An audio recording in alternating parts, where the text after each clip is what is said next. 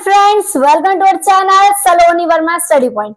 मैं सलोनी वर्मा आप सभी का स्वागत करती हूँ सलोनी वर्मा स्टडी पॉइंट पे। आशा करती हूँ आप सभी स्वस्थ होंगे।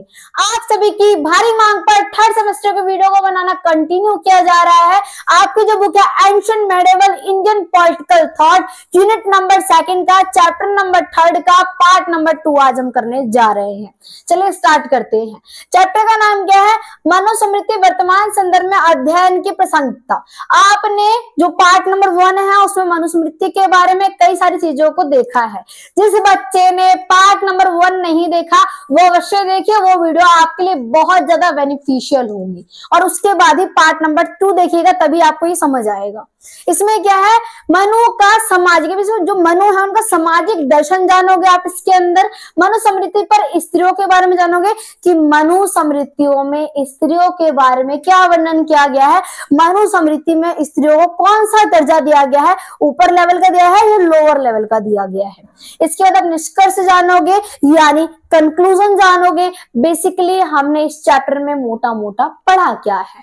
स्टार्ट करते हैं। अब एक चीज आप देखो, आपके मन में एक चीज आ रही होगी, मैम जो हमने पिछली वीडियो देखी थी आपके पार्ट नंबर 1 वाली, उसमें आपने राजाओं के बारे में बताया था कि राजाओं को परम देव माना जाता है, राजाओं को सबसे ऊपर माना जाता है।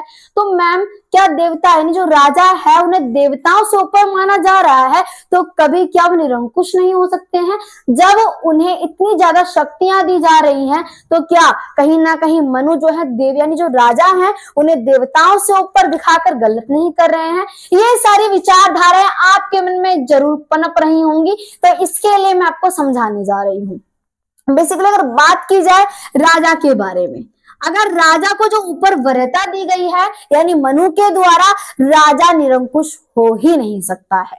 अगर राजा निरंकुश होता है तो इसमें बताया गया है, मनुस्मृति में बहुत ही अच्छे तरीके से वर्णन किया गया है कि राजा को कुछ कर्तव्य दिए जाते हैं। मान लीजिए उनके कर्तव्यों की कहीं ना कहीं एक मोटी कुंजी होती है, उस कुंजी के दायरे में राजा को चलना पड़ता है। अगर राजा उस कुंजी का जो अगर दायरे में चल रहा है तो सबसे क्या है, परम देव है, सबसे ऊपर है, देवताओं से भी ऊपर माना जाएगा। अगर राजा जो है उस कुंजी यानी जो बताया गया है उसके अनुसार नहीं चल रहा है तो क्या है, राजा निरंकुश है। फिर जो जनता है जो अपने अनाज का छठा भाग दे रही है वो देना बंद कर सकती है और राजा को उसकी पदवी से बर्खास्त कर दिया जाएगा अगर राजा कोई ऐसा कार्य करता है। तो इससे आपको क्या समझ आया, जो मनु है राजा को कहीं ना कहीं ज्यादा पदवी जो दे रहे हैं, इंपॉर्टेंट पदवी दे रहे हैं, तो उसके साथ एक बड़ी चीज क्या है कि उसे बड़ी रिस्पॉन्सिबिलिटी भी दी जा रही है। बड़ी पदवी के साथ क्या है, बहुत बड़ी रिस्पॉन्सिबिलिटी है। अगर उस रिस्पॉन्सिबिलिटी को वो फुलफिल नहीं करता है, उसका पालन नहीं करता है, तो उसके पद से उसे बर्खास्त करने की बात की गई है। किसके द्वारा? मनु के द्वारा की गई है। किसमें की गई है? मनुस्मृति में की गई है। मनुस्मृति की रचना की बात की जाए तो इतिहासकारों में विवाद देखने के लिए मिलता है। आप बोलोगे मैम कैसा विवाद? ये कहते हैं कि 300 ईसा पूर्व, तो कुछ मानते हैं 200 ईसा पूर्व में मनुस्मृति की रचना की गई है। अगर बात की जाए एनसीईआरटी किताब में आपकी बोला जाता है कि 200 जो है क्या है, 200 ईसा पूर्व में मनुस्मृति की रचना की गई थी, तो आप एनसीईआरटी को मानिए। और समझते हैं आगे। इसमें क्या है कि मनुस्मृति के केवल राज दर्शन का उल्लेख ही नहीं है, यानी आप ये सोच रहे हो कि मनुस्मृति में सिर्फ राजधर्म के बारे में बताया गया है, तो आप बिल्कुल गलत सोच रहे हो। मनुस्मृति में साम्राज्य के बारे में बताया गया है, मनुस्मृति में जनता के बारे में बताया गया है, मनुस्मृति में स्त्रियों के बारे में बताया गया है, मनुस्मृति में बताया गया स्त्रियों का क्या पालन होता है और किन कर्तव्यों का पालन करना चाहिए। मनुस्मृति में वर्ण व्यवस्था को बताया गया है, मनुस्मृति में शूद्रों के बारे में बताया गया है, मनुस्मृति में कहीं ना कहीं सारी चीजों को डिफाइन किया गया है। आगे आप देखोगे यह सामाजिक दर्शन पर अपने विचार विस्तृत रूप से रखते हैं। यानी मनुस्मृति में सामाजिक दर्शन यानी समाज में क्या परिस्थितियां हैं, जनता के अंदर कोई आक्रोश है या नहीं है, जनता खुश है, निरंकुश है, राजा के वर्ताव से, इन सब चीजों का बारीकी से वर्णन किया गया है। किसके द्वारा? मनु के द्वारा किया गया है। मनुस्मृति में समाज को किस प्रकार से संगठित किया गया है, इसकी परिकल्पना प्रस्तुत की गई है। सामाजिक व्यवस्था लोगों का सामाजिक आचरण मनुओं के केंद्रीय विषय रहा है।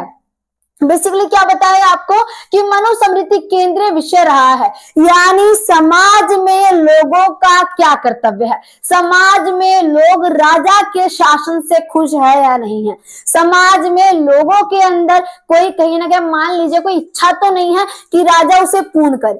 हर एक चीज को बारीकी से बताया गया है। अब आपको समझ आ गया कि मनुस्मृति को इतनी इंपॉर्टेंस क्यों दी गई है हिंदू धर्म के अंतर्गत। तो कुछ अब मान लीजिए आपने समझ लिया कि ये है। अब आप जानते हो एक से कितने पहलू होते हैं? 2 पहलू होते हैं। कुछ लोग मनुस्मृति को बहुत महत्वपूर्ण समृद्धि मानते हैं, परंतु कुछ लोग मनुस्मृति को क्या मानते हैं कि कहीं ना कहीं राजा का समर्थन कर रही है और राजा ऐसे क्या होगा? निरंकुश होगा। निरंकुश होगा यानी कोई उसके खिलाफ आवाज नहीं उठा सकता, वो मनमानी करेगा, जैसे चाहे वैसे शासन करेगा। अब थोड़ी सी बात जानते हैं राजा के बारे में। मनुस्मृति में कुछ ऐसे वर्णन किए गए हैं जिसमें आप जानोगे कि राजा को किन किन चीजों को फॉलो करना चाहिए और एक अच्छा राजा किसे माना जाएगा। अब आप उसे जानने वाले हो। अब मान लीजिए एक राजा है, राजा बनना कोई बड़ी बात नहीं है, मगर राजा की पदवी को संभालना मनुस्मृति के अनुसार बहुत बड़ी बात है। तो बताया गया है एक राजा है, अब राजा के अंदर क्या होता है? उसकी जनता होती है।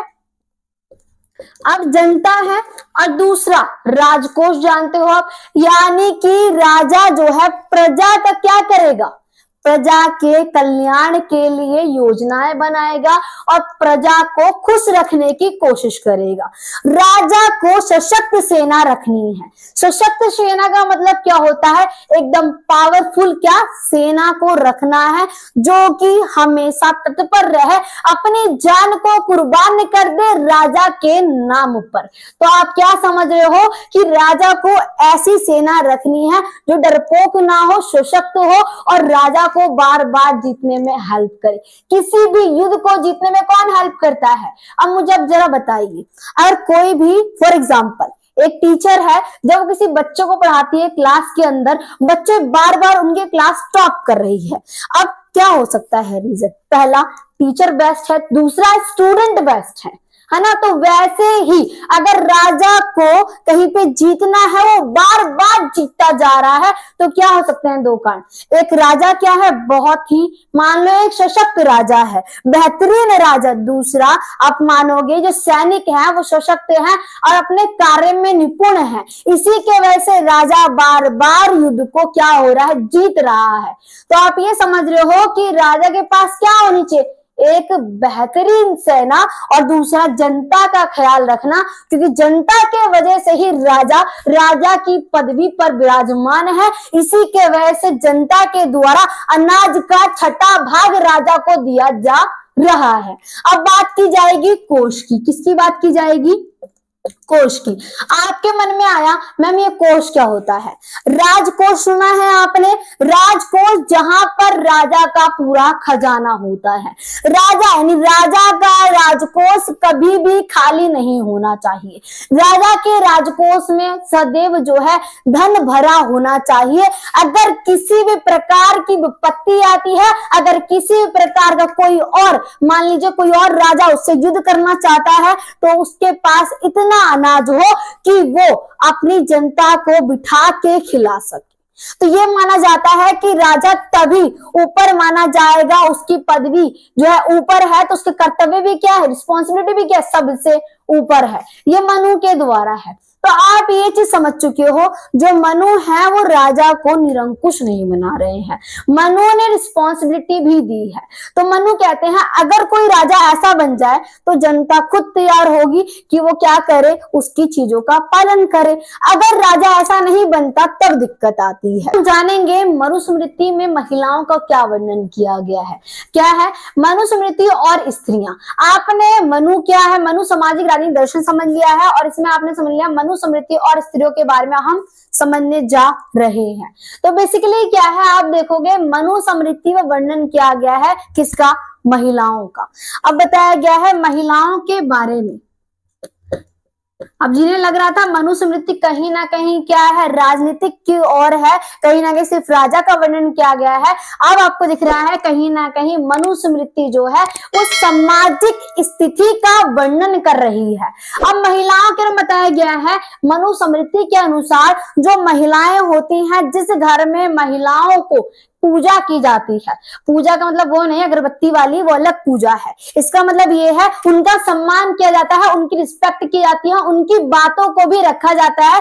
अगर घर में कोई भी विचार विमर्श होता है तो उनके व्यूज भी लिए जाते हैं। तो मनुस्मृति बताया गया है जहां पर महिलाओं को ज्यादा महत्व रिस्पेक्ट दी जाती है, वो घर और ज्यादा क्या करता है, उन्नति करता है, उस घर का और ज्यादा विकास होता है। क्योंकि स्त्रियां जो हैं वो क्या देवियों के समान मानी जाती हैं। इसके विपरीत अगर कोई इंसान बहुत ही अच्छा क्यों ना हो, अगर वो क्या नहीं करता, अपनी बीबी की रिस्पेक्ट नहीं करता या अपनी बेटी की रिस्पेक्ट नहीं करता, तो यानी कि वो क्या है, नर्क भोगी है।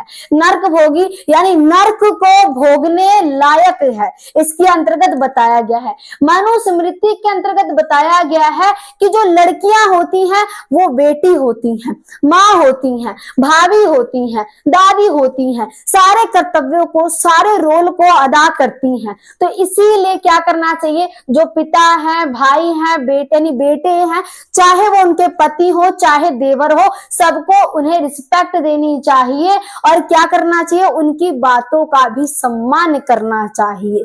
कहीं ना कहीं से बताया गया है महिलाओं की शिक्षा की ओर ज्यादा महत्व नहीं दिया गया है इसके अंतर्गत, मगर बोला गया है अगर स्त्री पढ़ना चाहती है तो उसे वहां तक पढ़ाना चाहिए जहां तक वो पढ़ना चाहे। इसी के अंतर्गत बताया गया मनुस्मृति के अंतर्गत कि जो लड़कियां होती हैं अगर उनका आचरण अच्छा है तो कोई फर्क नहीं पड़ता अगर वो अपने पिता के घर पर भी रहती हैं बिना विवाह किए, इसमें कोई हर्ज नहीं है। मनुस्मृति के अंदर बारीकी से वर्णन किया गया है कि महिलाओं का आचरण कैसा होना चाहिए और महिलाएं जो है कौन कौन से रोल निभाती हैं, कौन कौन से दायित्व निभाती हैं और उसके साथ उन्हें किस प्रकार से देखना चाहिए, किस प्रकार का दृष्टिकोण समाज का होना चाहिए। आशा करती हूँ वीडियो अच्छी लगी होगी। वीडियो को लाइक, चैनल को सब्सक्राइब जरूर कीजिएगा। अगर चैनल पर पहली बार विजिट किया है तो चैनल को सब्सक्राइब जरूर कीजिएगा।